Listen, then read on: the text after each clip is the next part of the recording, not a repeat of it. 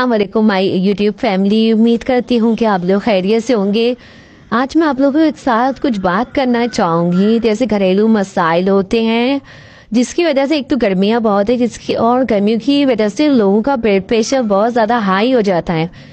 अच्छा, कुछ लोग ऐसे होते हैं जो गर्मी को बहाना बनाते हैं, उनको बहुत ज़्यादा गुस्सा आता है, दूसरों की बेइज्जती करते हैं और उसके बाद ये कहते हैं कि सॉरी बहुत ज़्यादा गर्मी थी, हमारा ब्लड प्रेशर हाई हो गया था।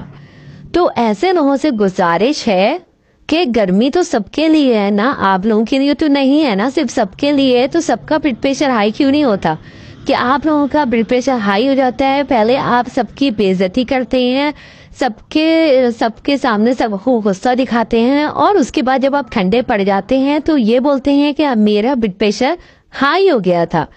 तो देखिए, जो है ना, इस चीज की पकड़ है कि आप बहानेबाजी करके ये सब कहते हैं कि मेरा ब्लड प्रेशर हाई हो गया था। ऐसा कुछ भी नहीं होता है कि आप अपने अंदर का गुस्सा निकालते हैं और बहाने ये करते हैं कि मेरा ब्लड प्रेशर हाई हो गया था।